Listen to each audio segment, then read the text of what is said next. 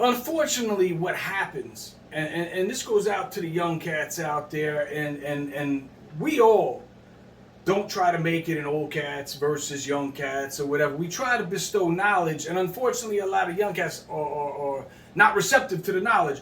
We just want to put it out there. This is the true art form. This is the culture. It's not an ATM. A lot of people think that hip hop is an ATM. You know, they roll out of bed with their iPhone. They make a song. You know what I'm saying? These cats that put out a song a day, 2 songs a day, 5 songs a day. Look it. Quality over quantity, people. Quality over quantity. Don't believe me? Let's ask Dr. Dre. Pursue quality over quantity, and remember that everything is important. And by the grace of God, you know what I'm saying? They make it, you know what I'm saying? And they think that's the end of it. And then they might get a big following or whatever, but they forget about the culture and the art form.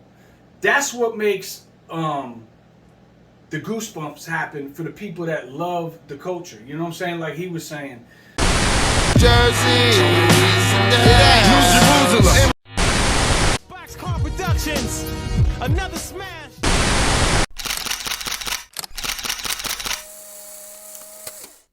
My future's bright, nothing but clear skies. Barslow and Chain, who's down to fly? And if you ain't with it, forget it. On to the next now. Who's down to fly? Let go. And that's why when we started out from day one till now, everything is about the culture. That's why, unfortunately, life takes its toll, and even situations like, you know, me and my man Cinder, me and my man Skills, we don't have the opportunity sometimes to sit down and, you know, have a cocktail together, go out to a football game together, but we always stay in touch, and there's always that love, you know what I'm saying? But one thing stays current, you know what I'm saying, that we all love this culture and we share it, and we share the one thing that I think we can all agree on is that a lot of people, like perverted dialect, he knows, you know, you know, and I don't care. I'm gonna say it right now, and I don't want to talk too much, but a lot of people, unfortunately, when you support somebody that you consider like, especially at one time or another, this is your brother, so you could call me a dick rider all day. You know what I'm saying? Nah. You know what I'm saying? Because if you know, you know. You know what I'm saying? I 100% don't care what people think or say if I'm overly promoting or overly happy about certain things, but perverted dialect, that was it, man. Skills is it to this day. You know what I'm saying? My man, Goosebumps, every record, like I said, I do. Every album is going to have those scratches on it. You know what I'm saying? That authenticity. Because hip-hop blood is in these veins. This is hip hop. Take it back to my roots. That stays on my grind. New Jersey. This is hip hop. Take it back to my roots. That stays on my grind. Mikey Barslow. And unfortunately, when people, you know, like perverted dialect, you know, like us, you know what I'm saying? Like the Black Sopranos, like, I mean, the list goes on with people just around here that they don't make it. It must be that they were no good. You know what I'm saying? Or they just didn't have what it takes, especially by, you know, the newer waves that come out. They feel like, well, if I made it and I got 10 million views or whatever doing, you know, the style that they're doing, well, those dudes are old and crusty and dusty, and whatever these dudes are saying in the industry right now, that is the farthest thing from the truth. It's just they gotta acknowledge the way politics are. You know what I'm saying? And we all just choose the path of the culture and those who built it, those who maintain it, you know what I'm saying? And appreciation for that. So I just wanted to just real quick say that. By no means because you didn't hear perverted dialect in the same sentences as LL Cool J or any of the groups that were out there that blew up. You know what I'm saying? That doesn't mean that the talent level wasn't there and the respect and the love that people have for them wasn't there. It's just that different politics didn't align. You know what I'm saying? Like Tyler Perry said. You know what I'm saying? You know, everybody gotta understand, like Tyler Perry says, you know what I'm saying? it takes that one person sometimes. For him, it was Oprah. For all you people that didn't know, Tyler Perry might not be making any Madea movies if Oprah didn't say, hey, I dig what you're doing, and Oprah stepped in. Unfortunately, you know what I'm saying? We didn't have Oprah. That's what I was going to say. Unfortunately, some people just didn't have Oprah. And I can vouch for the fact that Perverted Dialect had many, many offers that maybe it would have turned into something, but it wasn't a good fit. You know what I'm saying? Same thing with us. You know what I'm saying? Two Airy Travelers at the time, we had many, many offers. You know, and then later on, you know what I'm saying? I, as a solo artist, had many offers that I had to decline for family or whatever. But make no mistake about it, you need to check out now, because now, like he said, it's available. Perverted Dialect. Give it a listen. You know what I'm saying?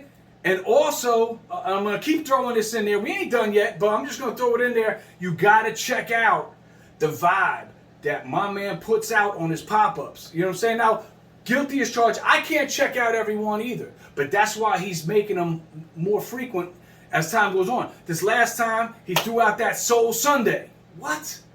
You know what I'm saying? And for those that knew, the vibe was love, and I mean, there was nothing but all kind of nice heart emojis and fist emojis and fire emojis. There was all kind of stuff going crazy. So check out my man's skills, you know what I'm saying? And so that's what we're going to say right there. So that kind of, you know, covers up the running off with the mouth segment.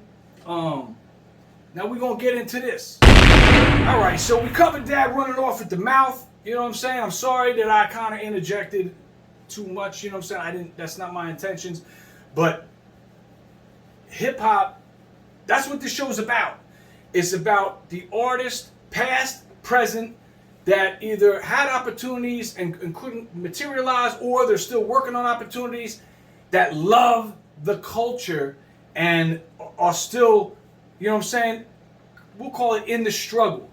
That's not to say that, like I said, Skills ain't doing a lot of different things. That's lovely. You know what I'm saying? He's out there, you know what I'm saying? He's doing shows, he's doing production, he's doing his podcasts, well, not his podcast, but his pop-ups. Live streams, I'm sorry, thank you. And was more lovely to me. I call him Skills Jr., you know what I'm saying? Skills Nature, next generation, makes me feel all bubbly, you know what I'm saying? I remember, man, when he was this big, now he's doing his thing, you know what I'm saying? And killing it with beats and everything. Check out Skilled Nature. But we're going to move on. We want to know. Let's get it. We want to know. These are questions that people actually sent in that they want to know about the artists that come on in the spotlight. So some of them, if it's duplicated, you know, just say whatever. You know what I'm saying? I know we you know, the first one right here, you got to excuse my teleprompter. You know what I'm saying? It is what it is. You know what I'm saying? Hey, you could even look at Jimmy Fallon. He's got the cards right on the desk and he's throwing them off as he reads them off. I just got the old teleprompter. And anybody out there, speaking of hip hop, you know what it is to hold a notebook at all times. Come on. It says, talk about what or who is your main influence. We kind of touched on it, but I guess they're asking you to narrow it down. Like if you had to narrow it down, which is hard. If you had to narrow it down, who is your main influence, you know what I'm saying? And we're going to take it a couple at a time. So we're just going to, and then what is the number one thing, oh, this is a good one, and this is one that, you know, I think everybody wants. What is the number one thing of anything? You talk about, you know, you talk about your seeds, you talk about, you know, perverted dialect, you talk about the things you're doing, and you talk about the source, talk about you. What is the number one thing? Kind of like a headstone, or you know, kind of moment. What is the one thing you want people to know about Skills? Listen, the main influence. I would say, kind of. It's not one. The main influence is like that drive, man. Like just that gives something that feeling. Y'all know, man, if you were an artist or whatever, that feeling, like just watching the End of Wild Style. You know what I mean? Or watching like 8 Mile when he at the end when he came back and destroyed everybody. That's my main influence, man, right there. It's not really one person, you know, but as far as like this hip hop thing, that's really gets me going is that moment, that feeling, those goosebumps, as he said. And just, and as far as the one thing to be known for is keeping this shit authentic, man, and not, you know, not giving up. And, you know, because when I see friends from school or people I haven't seen in years, and they say, you know, you're still doing it. That's you know, that's one thing I would like to be remembered for. Still doing it, and still care about this thing of ours.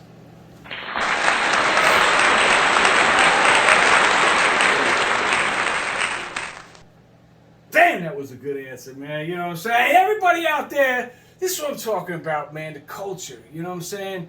You know, thus this right here. Make hip hop great again.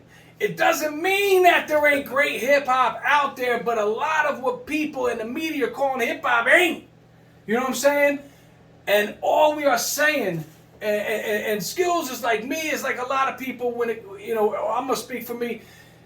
It sounds like an anti-new wave, some of the statements that are made. I'm not anti anything. I'm so happy for these youngsters that, you know what I'm saying? I don't want to say it like I'm grandpa, but, you know, so we get up there, you know what I'm saying? But you know what I'm saying? I feel like, you know, they just need to be checked. That's all I'm saying. Fine, if you want to make the type of music that you're making, and make $1 billion and kind of, you know, I think it's rubbing it in people's faces, but it's kind of is what it is. It's the new generation's version of back in the day when they had the dookie chains and the girls had the big fat dolphin earring. That was the status symbol. That was the drip. I understand that. But all I'm saying that needs to go with it is you're watching all these things on Netflix right now. You're watching shows now. Is it going to kill somebody with all the technology out there? Watch Style Wars.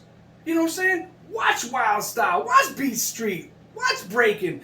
Now, some of it nowadays, you know what I'm saying? You might look at it, the cinematography, whatever, and, you know, the way it is then versus now and be like, come on. But that is why you are able to do what you're doing right now. Whoever you worked with, you know, and who are the... I know this is a hard one, so I'll let you out of this one, because again, this comes from the people. Who have you worked with, and who are the favorites that you worked with? That's a good one. Who have I worked with? Of course, y'all, you know, from, as I previously said, Perverted Dialect, Two Weary Travelers, J Miz. I worked with Chop Diesel. He was he produced a lot of joints for AZ, LL, 50 Cent. This goes on. You know, he had me in good spaces to where, you know, just that was honestly that was a fun time just being around him. Shout out to Crime too. I worked right now. Is currently working with Cool V, and you know. That's the Long Bread Slugger movement. That's all under Cool V. And it's Slugger time, baby. Oh man, I can't even think of it. The favorite person, not even my favorite group to work with, of course, Perverted Dialect, because that's a brotherhood. It was more than music. We did everything together, and now our kids are growing up together and hanging and doing music and hanging out. But that's the main favorite. But another favorite is a very less known favorite, but it was that moment, man. It's a group I worked with called Cruise Mega out of Asbury Park. Shout the Dog, Shice, and Icon. We did a whole album together and never got released. So, and that was, honestly, I'm gonna keep it a buck, because that album was me, like, taking my aggressions on people, underestimating my production style, saying I can't do this or that at the time, and I went crazy on that album. Shout to Hands too, he had a beat on it. Yes, I need to get with those guys and might have to release that. That was a fun project I worked on, man. Shout to Shorefire Studios, my man Joe Blow. And Of course, honestly, yeah, that was one of my favorite. And say, being around Biz. You know, that was fun. That was very fun because Biz is Biz, and if you know, it's always something exciting with him, man. He's very humble, and he showed, his energy is crazy, and he showed love to us, to me and Sham, and joke with us and everything. So shout out to rest in peace to Biz, shout out to Cool P.